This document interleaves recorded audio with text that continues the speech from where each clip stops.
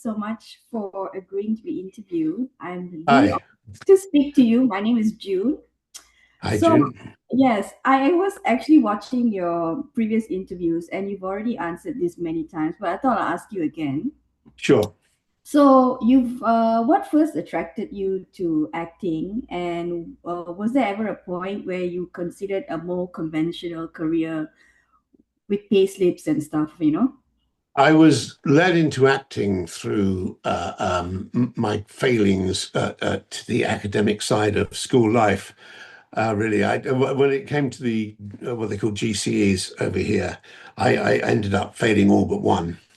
Uh, and so I had to look around for something else to do. I wasn't going to get enough qualifications to go to university. And so by the suggestion of a drama teacher at school, I joined a drama club. I had a go at um, getting into Central School of Speech and Drama, and I got in miraculously. I was as surprised as anyone was, and so I drifted into it. I wasn't really had great ambition. I enjoyed acting in the drama club and in the local amateur dramatics, but that was it. I didn't really think any more about it, and then when I left drama school, I just fell into the first job, and then things just sort of it was like a roller coaster from then. And so, yeah, I felt I wasn't as committed to being an actor as some of my other people at drama school, but yet people just kept offering me work, and so you just go with it. Yeah, that's great. Because acting these days is quite hard to break Hmm. into. I guess though when you started, right? So were the like you said, you had consistent work. So what made you decide to take on the risk of becoming an actor? Was it because you had consistent work and you felt it was a calling or something like Well, that? I did think of obviously when you're a teenager at school, you don't really think about the future. At least I didn't. I think it's common with people, with teenagers, that they don't really think about the time when they're going to have to go out to work because it's so far away. So my father would try and persuade me to try and apply for various jobs. And I would have been maybe quite happy. There was one moment when I was out of work after about two years in the business, where I got a job in the local tax office, and I had no prospect of work at that particular moment, and so I decided that maybe I should, actually become a civil servant. Um, but then a job came along, and I said, "Oh, okay, I'm going to be an actor." Um, in fact, I lied about the exams I got to get into the temporary job at the tax office. So, I was found out. Um, so then I just went back to acting, and I enjoy it. I don't think I was ever really ambitious. I don't think. I mean, obviously, you think when you start out, if I had the perfect role, I could be really good. And you just have to wait for that perfect role to come along. And I don't know if it ever did or has yet. Um, but yeah, I was very happy to do what I've been doing. My feeling about it is that I've got away with it for 50 years, and that's pretty good going, I think, to get away with it for that long. Yeah, so that comes to a good segue to my next question. Do you think the fact that you were not ambitious and just going with the flow was the key to your very, very illustrious, long, and successful career? Y- Maybe I really don't know. I think that I was fortunate in the first couple of jobs I had. I remember All Creatures Great and Small, which is a series I did about veterinary surgeons. At the audition, I managed to spill a cup of coffee all over myself when I was trying to read the script, and I think the idiocy of that moment appealed to the producer. So they thought, "Oh, well, let's give this boy a chance." I don't think I've ever started a role where I've thought I can do this. There's a process I seem to go through, And my wife reminded me of this only recently. Whenever I start a part, come home after the first couple of days and go, I've no idea how I can do this part. It just seems to me it's impossible for me. It's not right for me. And the next thing you know is we're making it, we're performing it, and people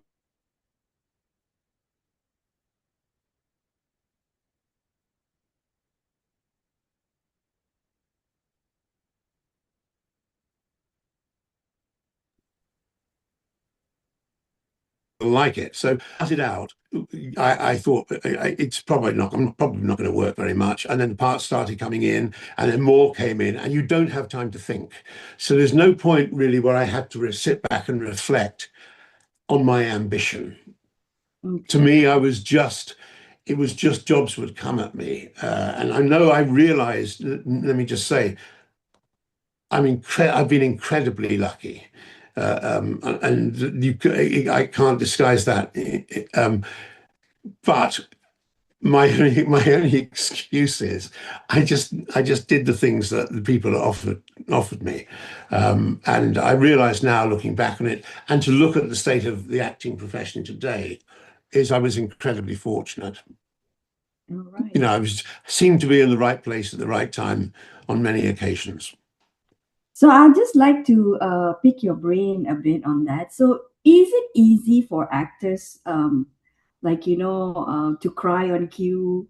And I also want to ask you, did you actually go for like proper training to do this, or it just came to you naturally? Writing specifically. Yeah, because I feel like sometimes, Well, oh, I find it my way of doing it. I'm sure every actor has their own way of doing it. Is you just think of a very emotional thing that happened in your life. If it's sad, you just think that in your head in that moment of in the scene when you're performing it. And suddenly, I don't think I've ever managed to tear up, but you certainly get that feeling inside you if you just think of something, whether it's the death of a pet or whatever the moment is that was tragic in your life. You use that, and you kind of in your head that it's happening at that moment. It's a right. strange thing, I know. Very many actors, they struggle with rejection, especially these days. Mm. What advice would you give to young performers trying to build a career in the industry? I'll give you a bit of context. So Yeah, nowadays, a lot of actors, right, they get their first break through social media. So yeah. influencers, comedians, they have pages, and they really blow up on TikTok, and somehow you see them on the big screen, or they do like shows. That's the segue to get in. Like you build up an audience, and then you get Mm. into the acting business. But what do you? And sometimes people make it, some people don't make it. So, what advice would you give to performers trying to build a career? I don't know about the social media side. I've heard of this thing that people get cast because they've got a certain number of followers. I don't really buy that. I'm not sure that's true. I'm sure it's a factor. It's a great advantage to if you've employed someone who's got 50,000 followers. It's an advantage, but I don't think it's going to get you the part. Um, the thing about rejection is what young actors, anyone coming into the business, have to understand is it's rarely about how good you are. You can be really good in a scene, in a self-tape that you do, but if you don't match what the producer or director has in their head, you might be too short, you might be too tall, you might be too fat, you might be too thin. If you don't match up with the person, if it's in a relationship with the size or the look of the other person they've cast, then you won't get the part. It's just simple as that. It's rarely about how good you are, and I think we often young people think that's why I didn't get that part. I didn't quite get it right. It's not. It's a practical thing. Sometimes you can be not good looking enough. You can be too good looking. So a rejection I would say is just a part of it. You have to deal with it, and you have to understand that you get rejected not because you're not good. There is somewhere probably a part out there. There is a part out there for you, but maybe it wasn't this one simply because of a physical side to it. And that's I know it's a brutal thing, but that's the truth of it. Rejection, you just have to get used to. I never expected to get a job when I went up for it. I often did, but I know actors who've gone up for parts and got and thought, I really cracked that. I'm really going to get it. That to me is not a good frame of mind to have because the overwhelming likelihood when you do a self tape, especially nowadays, or an audition, face-to-face audition, is that you won't get the part. So that's what you have to accept. The chances of you getting any job you go for are slim. And if you're enjoying what you do, whether it's something that your friends do or you do on your own, a lot of actors now are filming little short scenes or short film, 15-minute films. If you enjoy that and you can survive financially, then go for it. It's a rewarding life, even if the thing that you're making doesn't make the world go wild. It's still a good life. It's a creative life, which is I always think really important. So, but you can't be bothered. You can't get depressed about rejection because rejection is 90%, 95% of an actor's life. All right. So you mentioned financial just now. Do you have tips for actors how to save their paycheck? Because sometimes, they will have lots of work. And then you've Yeah. also mentioned that you had 1.5 years without work after, so what kind of tips do you have for actors? Well, I think nowadays I'm coming to believe I have two sons who are both actors. I had a daughter who was an actress until she married well, and so I would say it's it's difficult um, to know what to do about the financial side. I think what you need now, actors, is you need what they call a side hustle. You need to have another job that you can do, preferably semi-skilled job that you can do when you're not working. So I think it should be something that is a hands-on thing, that would be unaffected by AI, shall we say? I don't know how AI is going to affect everything, but so I keep telling my son, he mocks me for this. I think you should train to be a plumber. You know, plumber. These are the ones I come up with: plumber, bricklayer, and plasterer. Any of those jobs, if you just perfect those, you can just, when you're not working, you can go off and earn money and you can help support yourself, but you haven't given up your acting life.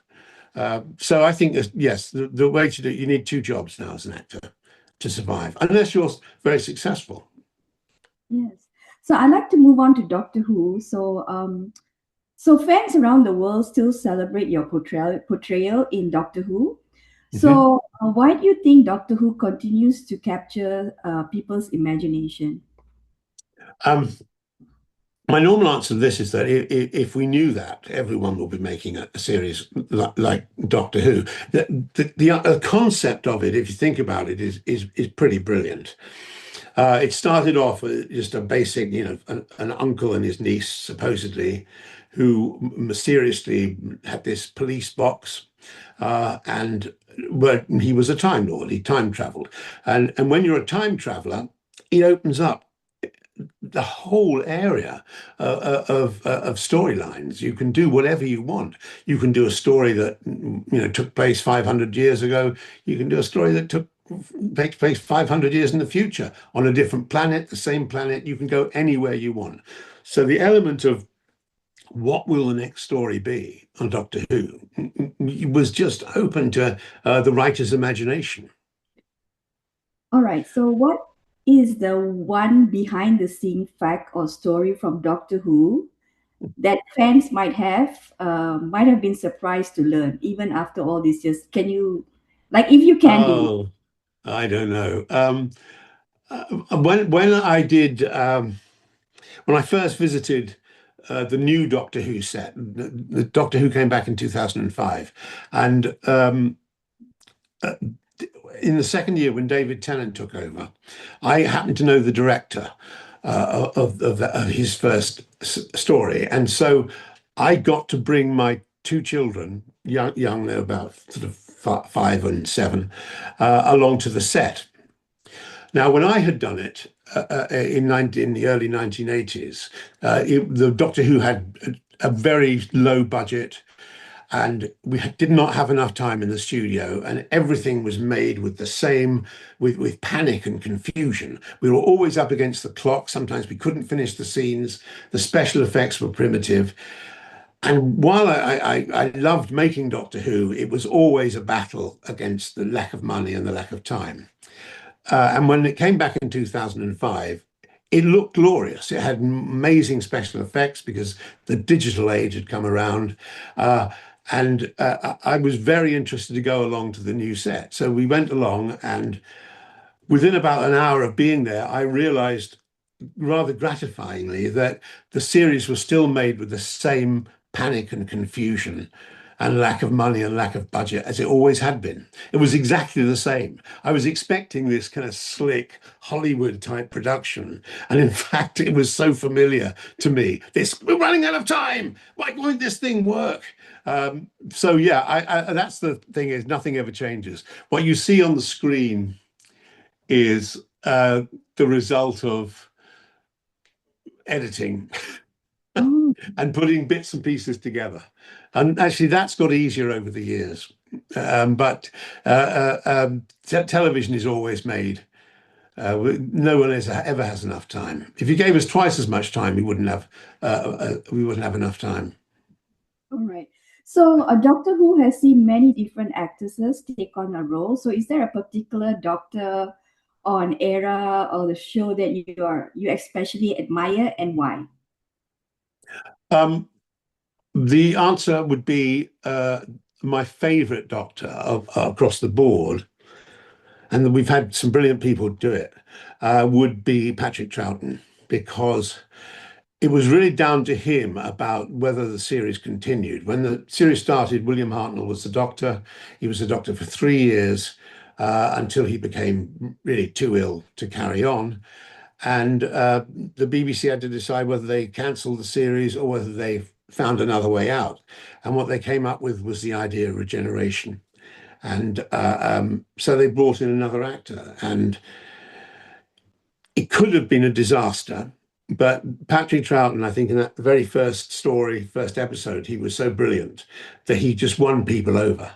And from then on, he was the Doctor. So without Patrick Troughton, Doctor Who would not be here now. It would have gone by the wayside. So he managed to bring a certain magic. He was a terrific actor, Patrick Troughton. I'd worked with him before, actually, well, before I became the Doctor.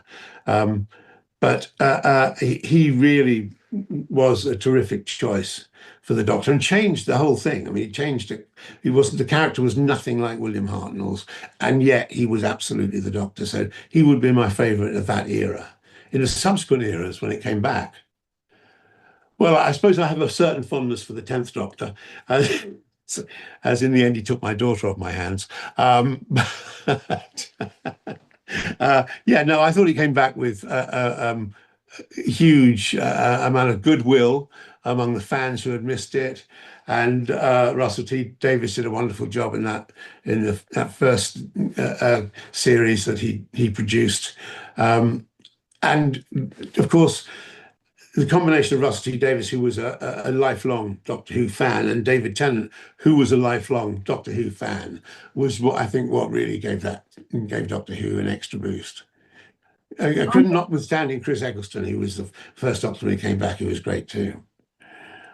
Awesome. So, what still excites you about acting, and are you taking on any new projects?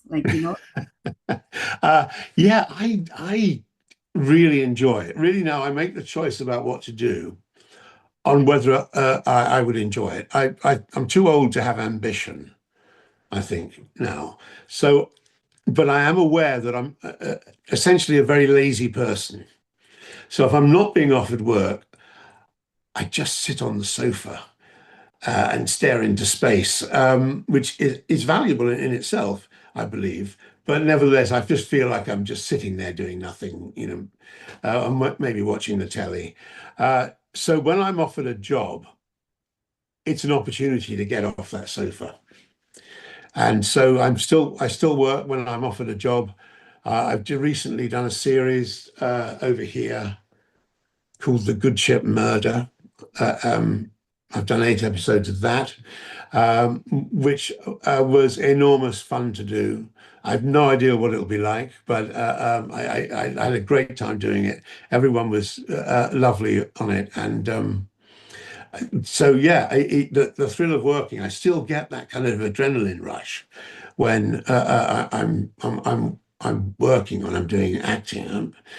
Sounds like that goes against the idea that I wasn't really destined to be an actor. I didn't have a passion for it, but I've got a passion for it because listen, I've been fortunate enough to do a job my entire life, which is fun to do.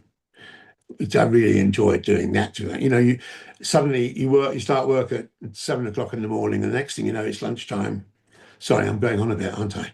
Uh, I have one final question. So actors these days, actors get cancelled for having an opinion on, politics or anything. yeah. I I wondered if you had an opinion on that. Should they be like, should people look at them as two different individuals acting, and then it shouldn't like mingle? Like they can still have an opinion without having their craft being, um, Well, I think I've changed my opinion of this over the years because, and I think I'm not a fan of social media. Just not a fan of it. I think it's a bad idea. I'm not suggesting it should be banned or anything like that, but I just think it's ultimately an incredibly destructive thing that's going on. And of course, everyone is entitled to their view. I'm not sure that everyone should say what they think. Everyone appears to think they have now the ability to put something on social media, and then actors maybe will do the same. But what you've got to realize is for an actor is that you are using your influence. You're trying to influence something, and people, I don't think, buy it anymore from actors. So I think it's probably just as well. If you have opinions, absolutely fine, but I don't think you need to shout them out loudly at people. It doesn't help anything. It doesn't convince the people who don't agree with you. It only reinforces the people who do agree with you. And what's the point of that? So I have lots of opinions as I get older, and I just don't say them to anyone. Because I don't think it's worth it. Why should I? Why should I go, endorse certain things or say one thing or the other? I'm not that important. I'm just like anyone else. But the trouble is, people out there will go, oh, he said this, he said this. And so I've now decided it's best just to keep my own counsel and not to go out there and say anything about anything. My wife and I just whinge at each other about certain aspects of what's going on, mostly about social media. But that's just see, I've just given an opinion about social media. I shouldn't have done that. Okay. I had a great time talking to you. Thank you so much for being so in the Okay. conversation. I have a nice All day. right. Thank you. Okay. Thanks, Cheers. Bye June. bye.